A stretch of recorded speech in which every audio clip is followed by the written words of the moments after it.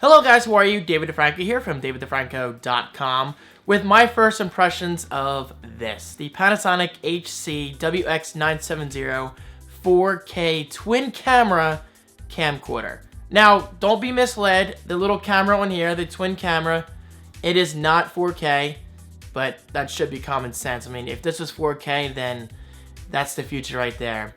But this twin camera is pretty cool, and I'll talk about that in a bit. Anyway, I've been using this camera for the past weekend for my weekend vlog. So in other words, I have had plenty of experience with this camcorder, and I can say everything with complete confidence. So let's just jump right into it. What are my first impressions of this camera? Well, first of all, I gotta say, this camcorder, it's a lot smaller and lighter than you may think it is. Number one, it's about the same length as my previous Panasonic camcorder because of the way the battery goes into the camera itself rather than protruding from the body like my previous camera did. And number two, this is really light. Like, it's a really light camcorder. I'm not sure how Panasonic pulled that off, but that alone is extremely impressive.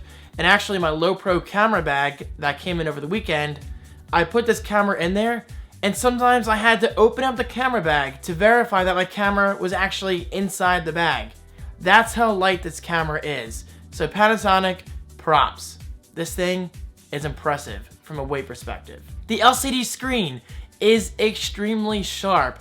It actually has somewhat of a retina feel to it. And that means a lot coming from me, who's just a big fan of pixel density, especially on my iPhone 5S and my iPad mini. I love that retina-like screen quality, and the LCD screen on this thing is no different. Okay, so I'm not sure of the exact resolution or pixel density, but Panasonic definitely did a great job with the screen. 4K and 1080p recording on this Panasonic camcorder is awesome. All right, so granted, I haven't really explored 4K too much yet, and actually as of this video, I'm going to be editing a 4K montage that I captured over the weekend, and that video will be up within just a day or two on this very channel. So check that out if you're interested. I will link you right below as soon as that video goes live. But in the meantime, I will talk about this. 1080p content, 60 frames per second, looks amazing. It's silky smooth, but just as long as you're within a well-lit environment such as this. There's a lot of natural light hitting my face,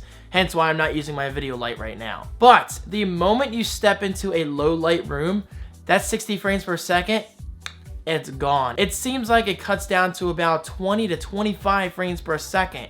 Now, I only say that because it seems like it's slower than 30 frames per second, otherwise known as 29.97. So that alone is a deal breaker, and that's exactly why I will most likely be selling this camcorder in probably about a couple weeks time. I only say that because I still want to get a vlog or two on this camera to get my final impressions, because I don't want to sell it and then regret it. But with that said, I do have my eyes on another camera, which I'll talk about at the end of this video. But still, that alone, 60 frames per second looks awesome in a well-lit room. But again, guys, as soon as you hit a low light environment, that 60 frames per second, it's weird. You get like a slowdown effect, something you would expect in a video game where a lot of things are happening on screen at once. So that definitely disappointed me. And speaking of disappointing me, the twin camera on here, probably the most unique feature of this camera.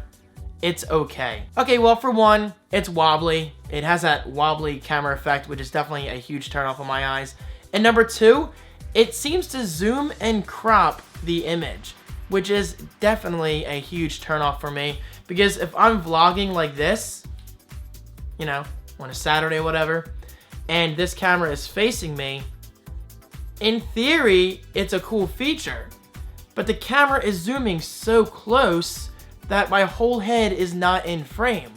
And from a video content creator's perspective, you know that's important. It simply comes down to composition, and this twin camera simply does not do a good job at handling that. Now, with that said, the main lens does a great job. It's not as wide as I want it to be, especially since I've been using the GoPro Hero 3 Plus Black Edition for over a year now. That thing just spoils me. But the main lens does do a great job. It's just the twin camera is what lets me down the most. All right, so moving on to audio, let's talk about 5.1 surround sound. Unfortunately, performance is subpar. You get that very flat sound to it, if that makes sense. So immediately I switched to 2-channel, otherwise known as stereo, and it once again sounded great. And actually, it sounded similar to my previous Panasonic camcorder, which is the Panasonic HC-WX970. Audio is not amazing, but it's good enough. The white balance. Let's talk about the white balance. My regular viewers know that I am obsessed with a proper and accurate white balance. Unfortunately, this camcorder does not do as well as I believe it should. Now, Panasonic is famous for this. I'm not sure why, but Panasonic, in my experience anyway, has always had trouble with getting the correct white balance. From my Panasonic PVGS500 to the Panasonic HDC SD600K and now to the Panasonic HC-WX970, it's the same thing across the board. Now granted, this is the best I've seen from a Panasonic camcorder, but it's still not as impressive as it should be. And I'm not sure why. I'm not sure why something like my GoPro Hero 3 Plus Black Edition performs better from a white balance perspective than a $1,000 camcorder should. Again, disappointing. Okay, so let's turn the tables a bit because this thing is not all bad. It's definitely a very impressive camcorder. And while that definitely shows with a 20 times optical zoom, which is very, very nice. Autofocus is accurate for the most part. I've had a few instances over the weekend in my last weekend vlog where it wouldn't focus as quickly as it should in a low light environment, but this is somewhat normal for most camcorders in this price range, so definitely keep that in mind. But still, me being the picky person I am, and you know, the fact that I spent $1,000 on this single camera, I do expect better performance. So like the white balance, autofocus performance could be better. Now, I will say the included shoe adapter is awesome. You simply slide it into place back here, and actually, let me get that real quick. Yeah, I guess I should have planned that. Sorry about that. So here we go, the shoe adapter. You slide it back here, click it into place, and boom, you can now attach like lights, microphones, or whatever you desire. And that is really cool because one, it saves space on the camera body itself because you're not always required to use it. And two, it's just really convenient because like I said, the audio could be better and the white balance performance could be better. And both of those things could help with performance overall of this camera. And to release it, you simply hold down this little button on the bottom and you pull it out. Again, check it out. It's so easy and actually kind of satisfying at the same time, as odd as that sounds. Just has a very nice click to it. So yes, this I like very much. Okay, so speaking of positive things, the included lens hood on this camcorder is definitely a nice perk. One, it helps with sun glare, and two, it just makes the camera overall look more professional in my opinion. And that's definitely quite nice when you're out in public. People think you're up to serious business when, come on, I'm just vlogging. But hey, that's definitely awesome, and props to Panasonic for including it. And now moving on to another thing I really like about this camcorder. Night vision. Night vision is simply incredible. Definitely one of my favorite, probably top 3 features about this camcorder.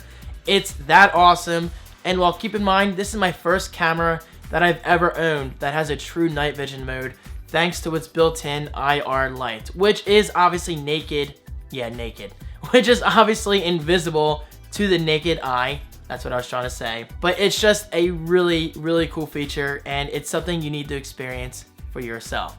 I just really emphasize that because I'm the kind of vlogger who likes to go camping, or maybe even who likes to record things at night, you know, outside my house, in the woods while I'm geocaching or whatever. So yes, this feature alone is a huge selling point in my eyes. And speaking of recording in low light situations, this light right here, this is a video light. Now, I emphasize that greatly because that's a big deal to me.